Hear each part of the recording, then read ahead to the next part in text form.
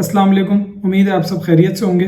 Last lecture के अंदर हम लोगों ने कुछ क्वेश्चंस देखे थे और मैंने आपको जो है वो उनके आंसर्स दिए थे, जो भी कमेंट्स के अंदर मुझसे क्वेश्चंस पूछे गए थे। अब हमारा कोर्स ऑलमोस्ट एंडिंग की तरफ है। जितने भी मेजर पार्ट्स थे वो मैं आपको बता चुका हूँ, बट जब भी मैं लास्ट वीडियो बनाने लगता हूँ तो मुझे कोई ना कोई इस तरह का कॉन्सेप्ट या इस तरह का मेथड याद आ जाता है या कोई छोटी बात याद आ जाती है कि फिर मैं रुक जाता हूँ और मैं कहता हूँ कि पहले मैं इसको भी कवर कर लूँ। तो आज के लेक्चर में एक दो छोटे छोटे से और कॉन्सेप्ट्स हैं और कुछ सवाल हैं जो कि एक्सप्लेन करना मेरी नज़र में ज़रूरी हैं, तो हम उनके ऊपर बात करते हैं। सबसे पहले मैं आपको एक प्रोडक्ट हंटिंग करते वक्त एक कन्फ्यूजन जो आपको आएगी, मैं आज उसको क्लियर करता हूँ।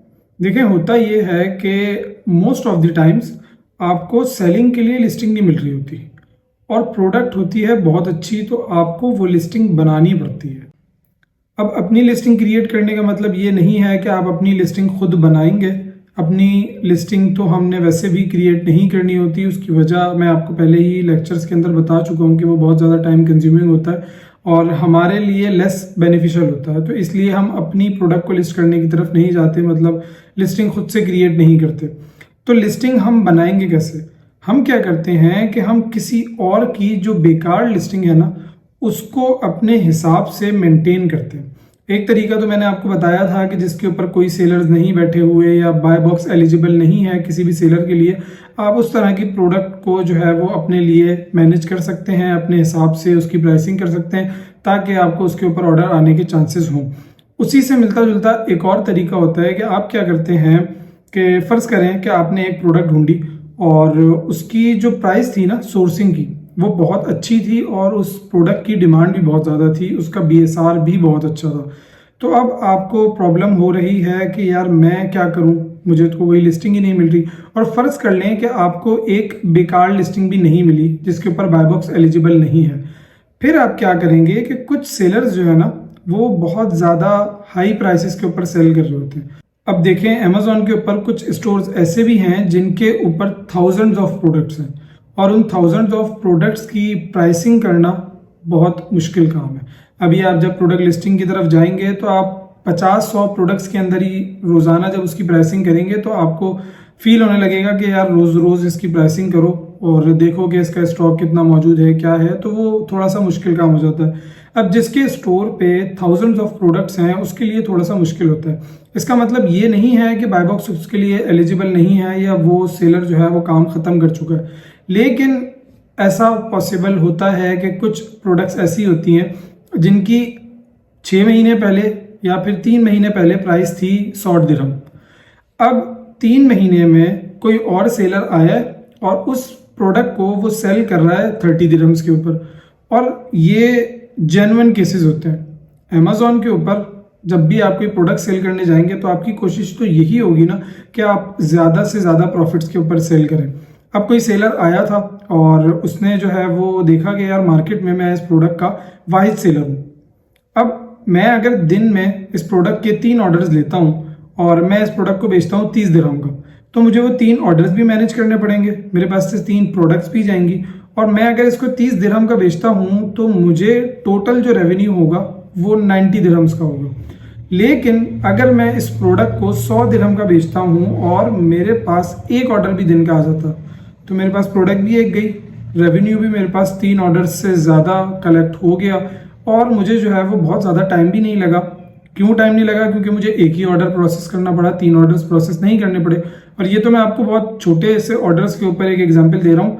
जब एक वाहिद सेलर होता है तो उसके पास जो है वो 300-400 ऑर्डर्स भी डेली के आ रहे होते हैं और उसके स्टोर पे एक प्रोडक्ट तो नहीं है, उसके स्टोर पे तो बहुत सारी प्रोडक्ट्स हैं जो कोई बड़ा सेलर आया है मार्केट के अंदर। इसलिए उसने अपनी प्राइस जो है वो 100 दिरहम रख दी। फर्ज कर लें कि वो मार्केट में नया आया था और वाहिद वही उस प्रोडक्ट का सेलर था अमेजोन के ऊपर एक मार्केट के अंदर, और उसने जो है वो प्राइस रख दी 100 दिरहम। अब उसी टाइम पीरियड के अंदर एक और सेलर आया और उसकी जो सोर्सिंग है वो मुझे काफ़ी सस्ती मिल रही है। फर्ज कर लें कि उसको 20 दिरहम की सोर्सिंग मिल रही थी। उसने बोला कि यार मुझे बहुत ज़्यादा प्रॉफिट मार्जिन एक ऑर्डर के ऊपर नहीं चाहिए, मेरी जो स्ट्रेटेजी ये होगी कि मैं ज़्यादा से ज़्यादा प्रोडक्ट सेल करूं ताकि मुझे ज़्यादा से ज़्यादा प्रॉफिट मिले। दो तरह की स्ट्रेटजीज होती हैं। एक तो ये कि आप सिंगल प्रोडक्ट के ऊपर ज़्यादा प्रॉफिट ले लें, वो अलग मार्केट के हिसाब से होती है, अलग कंडीशंस के हिसाब से होती है। और दूसरी स्ट्रेटजी होती है कि आप ज़्यादा से ज़्यादा प्रोडक्ट सेल कर दें और मार्जिन जो है वो कम रखें। अब आप 3 ऑर्डर्स लेके 100 दिरहम बना लें या फिर एक ऑर्डर लेके 100 दिरहम बना लें, बात सेम है। हर किसी की अपनी अपनी स्ट्रेटजी होती है। जो दूसरा सेलर आया उसके पास 30 दिरहम की प्रोडक्ट थी और उसने 30 दिरहम की बेचना शुरू कर दी। जो पहला सेलर था उसके पास बहुत ज़्यादा प्रोडक्ट्स पहले से स्टोर के ऊपर थी और उसको टाइम नहीं मिला प्राइसिंग अपने हिसाब से करने का। तो उस तरह की जो लिस्टिंग्स होंगी ना, मतलब जो सेलर सो रहा है और वो प्राइसिंग को अपडेट नहीं कर रहा, आप उसकी लिस्टिंग को अपने हिसाब से मैनेज करेंगे। वो कैसे मैनेज करेंगे मैं आपको अभी स्क्रीन के ऊपर लाइव एग्जाम्पल भी दिखाता हूँ। तो देखें, एक ये प्रोडक्ट मैंने अभी निकाली है। इस प्रोडक्ट का जो BSR है वो है 6, टूल्स एंड होम इम्प्रूवमेंट की मेन कैटेगरी है और उसके अंदर इसका जो BSR है वो है 6 और ये बहुत ज़्यादा डिमांडेड प्रोडक्ट है। जब मैं इस प्रोडक्ट को सेल करता था तो दिस वाज ब्रिलियंट, मतलब बहुत ज़्यादा अच्छे ऑर्डर्स आते थे, बहुत अच्छा प्रॉफिट मार्जिन था। इस वक्त ये अमेजोन के ऊपर 15 दिरहम्स की सेल हो रही है और मैंने इस प्रोडक्ट को इस ही लिस्टिंग के ऊपर 70 दिरहम्स का भी सेल किया है। ठीक है, अब ये प्रोडक्ट 15 दिरहम्स की सेल हो रही है तो आप प्रॉफिट मार्जिन का अंदाजा लगाएं। ये 15 दिरहम्स की बेच रहा है, इसको भी प्रॉफिट बच रहा होगा तभी ये 15 दिरहम्स की बेच रहा है और मैं इस प्रोडक्ट को 70 दिरहम्स का बेचता था। अब जैसे जैसे इसकी प्राइसेस कम होती गई, मुझे सेलिंग की लिस्टिंग में प्रॉब्लम हुई तो मैंने जो है वो इस लिस्टिंग को बंद कर दिया। अब आप क्या करेंगे कि मैं आपको सिर्फ एक एग्जाम्पल के तौर पर ये प्रोडक्ट दिखा रहा हूँ। एक प्रोडक्ट है, इसकी प्राइस जो है वो 15 दिरहम्स है और BSR मैंने आपको दिखा दिया है कि 6 है। जब मैं इस प्रोडक्ट को हंट कर रहा था तो मुझे इसकी सोर्सिंग तो मिल गई लेकिन मुझे इसकी सेलिंग की लिस्टिंग नहीं मिली। अब मैं इस प्रोडक्ट को ज़ाया नहीं करना चाहता तो मैंने सोचा कि मैं क्यों ना एक और ट्राई लेके देख लूँ। वो ट्राई मैंने कैसे लिया कि मैंने देखा कि यार यही सेम प्रोडक्ट कितने तक की अमेजोन के ऊपर सेल हो रही है, सेल किस तरीके से होती है, हमें कैसे पता लगता है, BSR के थ्रू। वो मैंने आपको बता दिया है कि जिस प्रोडक्ट का BSR 5000 के अंडर है आप ये अपने पास से आइडिया लगा सकते हैं कि इस प्रोडक्ट के ऊपर ऑर्डर्स आते हैं वीकली 2-3 कम से कम। और अगर वीकली 2-3 भी आते हैं तो हमारे लिए इनफ है कि अगर हमें वीक के 2-3 ऑर्डर्स भी मिल जाएं एक प्रोडक्ट से तो हम 3-4-5 प्रोडक्ट्स अपने स्टोर पे लिस्ट करेंगे। हर प्रोडक्ट से ऑलमोस्ट हमें डेली का एक ऑर्डर आ जाया करेगा और हमें 10-12 दिरहम उसके ऊपर बच जाया करेंगे।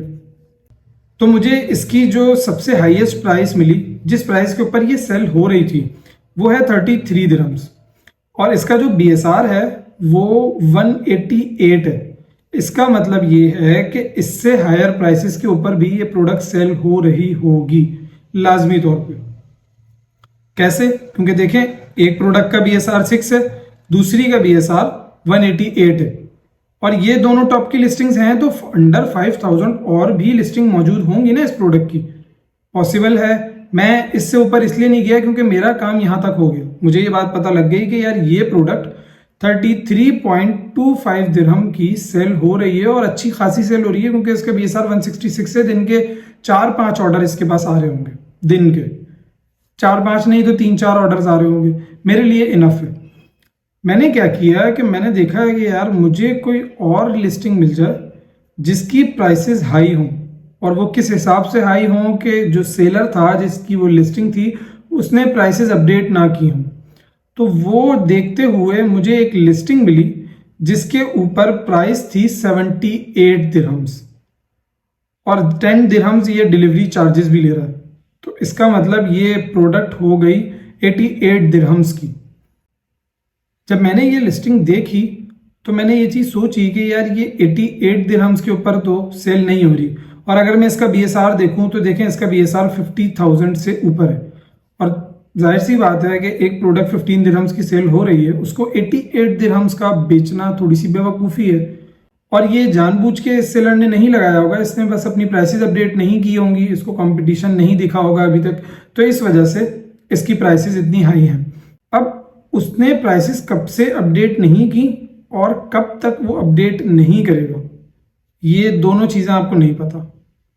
तो इस मौके से आप फ़ायदा उठाएंगे। फ़ायदा क्या उठाएंगे कि अगर तो उसने कल ही प्राइसेस चेंज कर दी तो फिर तो हम कुछ नहीं कर सकते, लेकिन हमारे पास चांस तो है ना कि हो सकता है यार ये अगले 1-1.5 महीने तक अपनी प्राइसेस को चेंज ना करे। 1-1.5 महीने तक ये इस लिस्टिंग को ना देखे, या हो सकता है अगली पूरी लाइफ ना देखे, इसके पास इस प्रोडक्ट की सोर्सिंग खत्म हो गई हो, कोई भी कंडीशंस हो सकती हैं, तो हम तो नहीं अपनी एक अपॉर्चुनिटी को छोड़ सकते ना। तो हम क्या करेंगे कि हम इस तरह की लिस्टिंग के ऊपर जाएंगे। अब लिस्टिंग के ऊपर जाने के बाद सेलिंग का जो क्राइटेरिया है वो आपने लाजमी फॉलो करना है। वो फॉलो आप कैसे करेंगे कि आप ब्रांड का नेम देखेंगे, आप प्राइसेस डिफरेंस तो आपको पहले ही मिल गया, ब्रांड का नेम आप देखेंगे, सेलर्स देखेंगे कि कम से कम 3 ड्रॉप शिपर्स हों। एक चीज की आपको छूट मिल सकती है, वो है BSR। ब्रांड और सेलर्स की छूट आपको कभी भी नहीं मिल सकती। सेलर्स की छूट भी मैं आपको बताऊंगा कि आपको कैसे मिल सकती है, वो इंशाल्लाह नेक्स्ट लेक्चर के अंदर हम देखते हैं, कोशिश करते हैं कि उसको कवर कर लें। लेकिन इस वक्त आपको सिर्फ ये समझें कि आपको ब्रांड और सेलर्स की तो छूट नहीं है सेलिंग की लिस्टिंग के ऊपर। ब्रांड भी आपने देखना है, जो भी हमारा क्राइटेरिया था कि ब्रांड खुद सेल ना कर रहा हो, और अगर कोई और सेलर सेल कर रहा है, जैसे कि FBA सेलर है या फिर अमेजोन खुद बैठा हुआ है, तो कम से कम 3 FBM सेलर लाजमी हो। ये दोनों चीजें आपने लाजमी देखनी है। अगर ये दोनों चीजें आपकी अप्रूव हो जाती हैं और BSR प्रोडक्ट का हाई भी है, लेकिन प्रोडक्ट की प्राइसेस बहुत ज़्यादा हाई हैं, तो आप ये बात अपनी तरफ से सोच सकते हैं कि यार इस प्रोडक्ट का BSR इसीलिए हाई है, मतलब इस प्रोडक्ट के ऊपर इसीलिए सेल नहीं आती क्योंकि इस प्रोडक्ट की प्राइस ही इतनी ज़्यादा हुई है, तो कोई भी नहीं खरीदेगा। इसलिए आप ये चांस ले सकते हैं कि इस प्रोडक्ट की प्राइस कम करके हम इसके ऊपर ऑर्डर ले सकते हैं। उसकी वजह क्या है कि ये प्रोडक्ट 15 दिरहम्स के ऊपर भी सेल हो रही है और 33 दिरहम्स की भी सेल हो रही है। अगर आप इसकी प्राइस 78 से 40 तक भी लाते हैं ना, लेकिन 33 दिरहम वाली का जो BSR था वो था 188, मतलब अंडर 200, और हमें अंडर 5000 चाहिए। अगर आप इसकी प्राइसेस को 40 दिरहम्स तक भी लेकर आते हैं तो ये पॉसिबिलिटी है कि इसके ऊपर ऑर्डर आ जाए, और आप स्टार्टिंग में 40 दिरहम्स ना लाएं, आप इसकी प्राइस ले आए 25 दिरहम्स तक, इन इसकी और इसकी प्राइसेस के बीच में ले आए। आपके पास पॉसिबिलिटीज हैं कि ऑर्डर्स आ जाएं। जब आपके पास ऑर्डर्स आना शुरू होंगे तो इसका BSR अच्छा होना शुरू हो जाएगा। देन आप देख लें कि यार इसकी जो सबसे हाईएस्ट प्राइस है जिसके ऊपर ये प्रोडक्ट सेल हो रही है, मैं उसके बराबर इसकी प्राइसिंग कर देता हूँ, मेरे पास ऑर्डर्स आने के चांसेस हैं, क्योंकि दूसरी लिस्टिंग के ऊपर भी सेम प्राइस होगी, उसके ऊपर भी तो ऑर्डर्स आ रहे हैं ना, तो हमारे पास भी जो हमारी प्रोडक्ट होगी उसके ऊपर भी ऑर्डर्स आने के चांसेस होंगे। तो आज का लेक्चर हम लोग यहीं पे स्टॉप करते हैं, क्योंकि मैं नहीं चाहता कि ये छोटे छोटे से जो कॉन्सेप्ट्स हैं ये आप आपस में जो है वो मिक्स करें। ये ऑलमोस्ट जो है वो सिमिलर ही हैं, बहुत छोटी छोटी सी इनके अंदर चेंजिंग्स होती हैं। जैसे डेड लिस्टिंग्स के अंदर हमारे पास कोई सेलर जो था ही नहीं, मतलब बाय बॉक्स किसी के लिए एलिजिबल ही नहीं था। इस लिस्टिंग के अंदर बाय बॉक्स एलिजिबल था, हम BSR को जो है वो थोड़ा सा साइड पे करके एक ट्राई ले रहे थे। अब इसके आगे जब सेलर्स की आपको छूट मिल सकती है तो वो नेक्स्ट लेक्चर में मैं आपको बताता हूँ। तब तक के लिए अपना ख्याल रखिएगा। अल्लाह हाफिज़।